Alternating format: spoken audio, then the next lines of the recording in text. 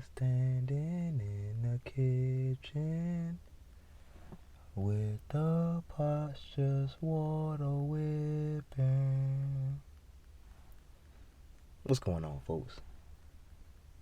It's your boy Modem. Once again, we are back, and it's about 3 in the morning right now. There's a couple of fiends walking down the street, so I'm making sure they don't come over here and bother me right now. But let's get started. Man, welcome back to Bottomfeedersusa. I haven't made a video probably in about 24 to 36 hours, so I felt that it was time for me to get back on my high horse and bring you guys another video. Okay, so today, let's take 2 days back to my last video, and I found out that my alternator had went out. Well, guess what? It's still out. And with it being the weekend, I'm not going to be able to get that taken care of until at least Monday or Tuesday. So, looks like I'm going to be hanging around the house a little bit more this week. My battery's still good, though, so I need to go to the grocery store. I can just charge it up and go down there. But as far as me going out of my way this week, it will not be happening. So, Thursday, we were able to get some cards off of the shelf. A big shout out to my homeboy Paul. He basically put me on. He held all the cards for me, so when I came, I can pick which ones I want. And these guys right now are really hyped into these basketball cards and football cards, particularly with this NBA Prism and NBA Select and NFL Select. They big into this football and basketball. So I've been finding better deals and better profit margins in soccer cards. A lot of people don't know that soccer is the #1 sport in the world. So, everything that having to do with soccer has some type of value. So I've been copping soccer cards, and I will be ripping open a few packs, maybe some boxes. We'll see. And we're going to try to pronounce some of these guys' names, because I think that's going to be a very, very fun video. So we still got that rip and show video coming. I might do it tomorrow. I'm really not too sure. But besides all the banter, this is why I'm here. I'm going to ask you guys a question. Say, for instance, hypothetically speaking, I'm pretty sure that everyone has heard of SpongeBob before. Alright? So with you hearing of SpongeBob before, everyone knows Plankton, right? And Plankton is trying to steal the Krabby Patty secret formula, right? So he does everything in his power to try to get this secret formula, and he never gets it.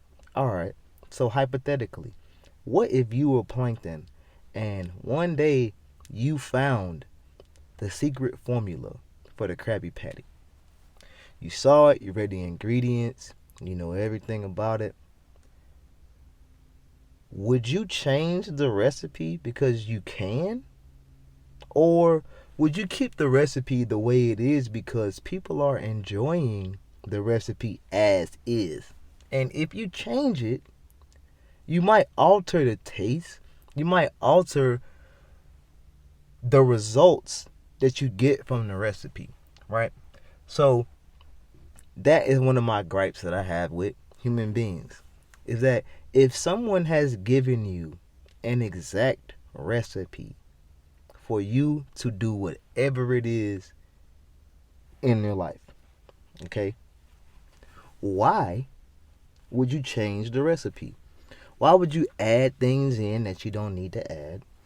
Why would you only take a part of the recipe and then use your own knowledge to create the rest? Because usually that is what we call a recipe for disaster.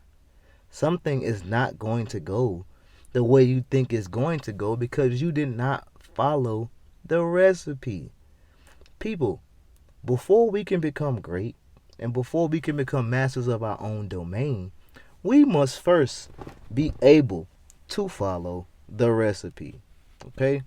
We got to be able to follow the recipe to a T. We can't shortcut. We can't take things out.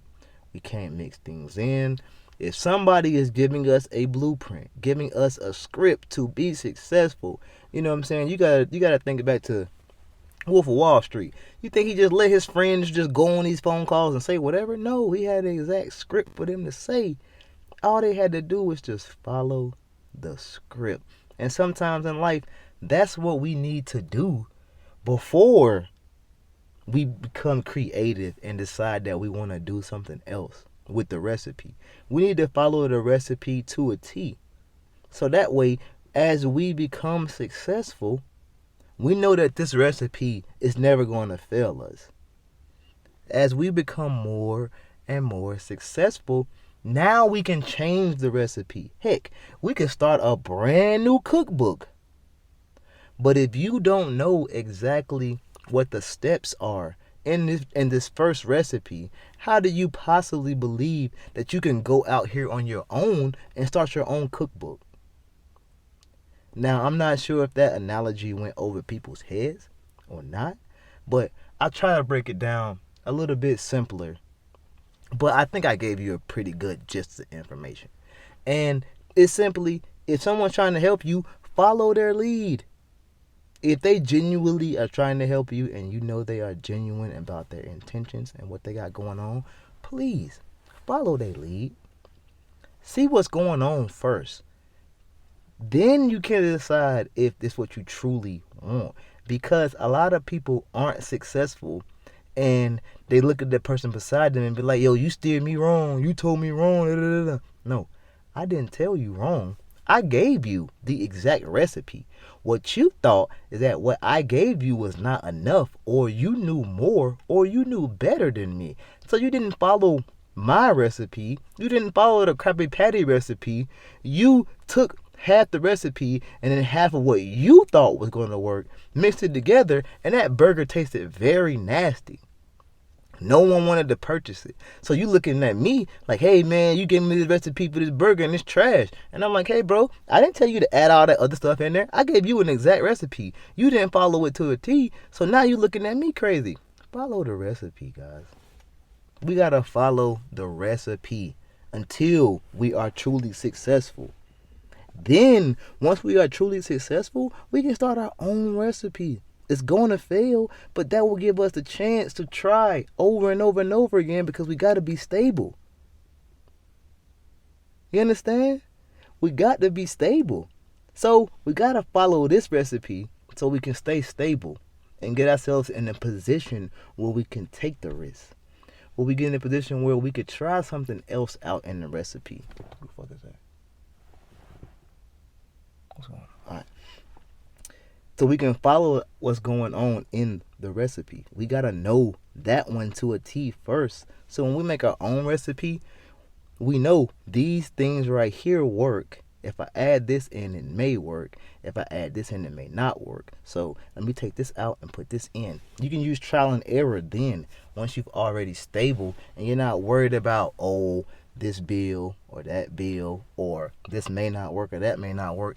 If you have a recipe that's already working, already in place, follow that recipe. Get yourself stable and then step out of your box. Then try something new. But until that happens, follow the recipe.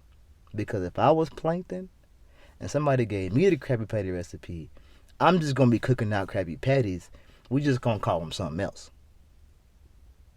You feel what I'm saying? It's going to be the great value of Krabby Patties, but it's going to taste exactly the same. Until I have the money to, I can create my own formula. I can add my own sugar and spices in there, and we can have our own. But until then, I got to follow the recipe. I got to follow the recipe of the people who were successful before me, and they're telling me that this is what I need to be successful. And once I was successful, I was able to try my own things out, my own creative ideas that made me even more successful. So that was just my rant for the day, man. Follow the recipe. And after that, after you have successfully mastered the recipe, only then can you create your own recipe and become a true Chef. I'll holler at you. Peace.